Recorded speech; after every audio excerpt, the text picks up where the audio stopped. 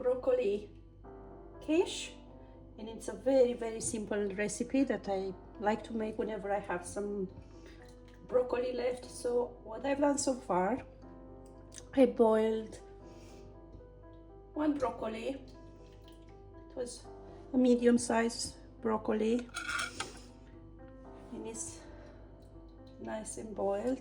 I usually make this with feta cheese, but I don't have any feta cheese, but I have some Greek style yogurt that I'm gonna mix in, and I will top it up with some tomatoes. The other ingredients that we need for this recipe are 1 or 2 eggs, depending if they're big eggs.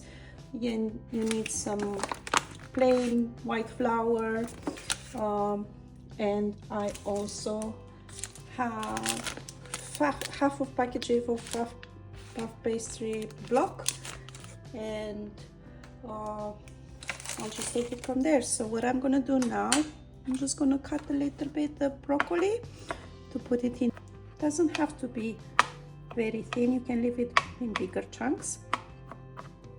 You cut and put it in the, and I'm putting some extra.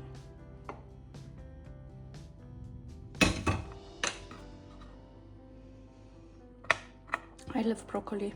I love broccoli so much. It's, this one might look a little bit brown, but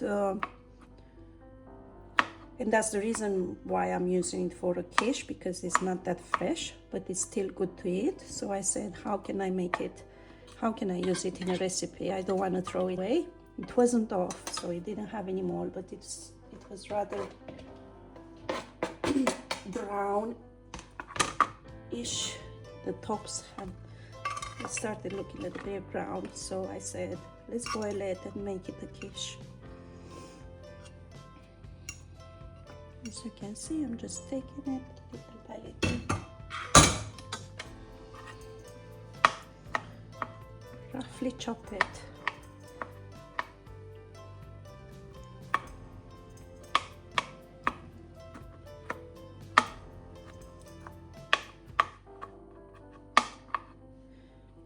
Now that I've done this, I'm gonna take my bowl, put everything here.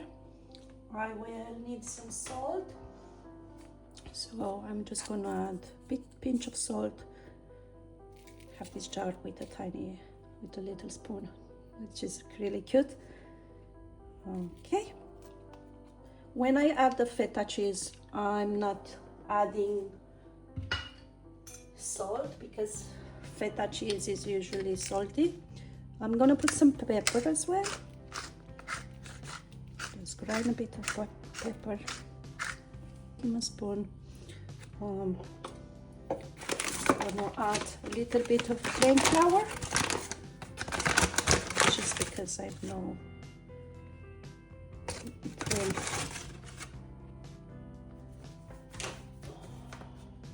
I'm gonna put the eggs.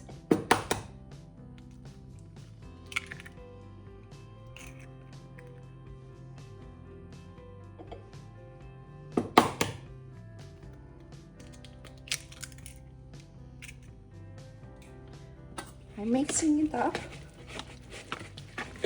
I could have mixed the eggs before adding it in the mixture, but it doesn't really matter how I do it because it's gonna mix in this. So it's really nice as it is like this. Okay, and I'm gonna put some Greek yogurt because I like the flavor and I like the texture of it. So it's gonna make just 2 or 3 spoons like this, and you mix it.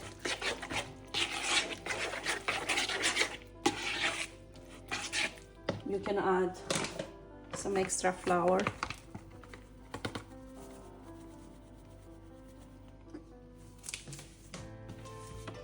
And I'm just gonna mix it again. Now I'm gonna take the side. My rolling pin. I have the puff pastry. I'm gonna turn on the oven. Put it to 180 degrees.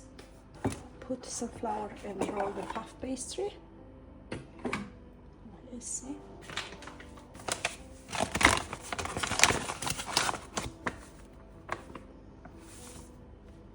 Just a little bit of flour. And I can take some of it to put it here as well.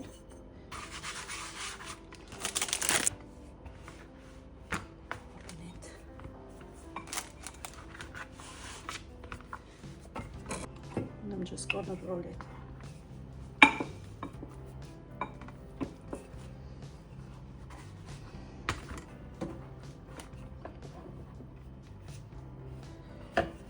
I know the measurements of the tin, so I pretty much know how much I have to roll my pastry.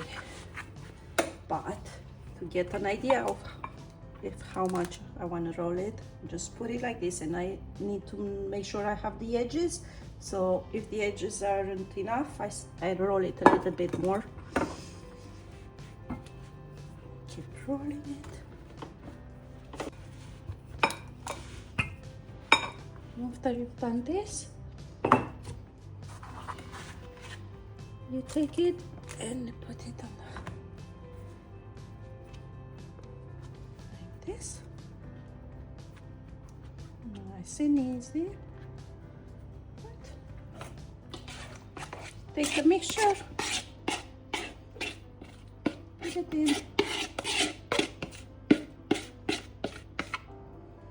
and the final bit, you take some tomatoes and cut them in halves. You can put this like that. I like to leave it like that. Sometimes I cut it and make some shapes around it, but I'm in a hurry, so I'm gonna leave it as it is.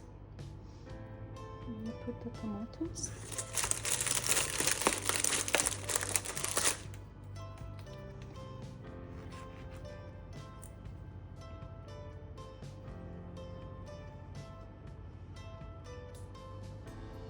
Then from here, you just take it and put it in the oven.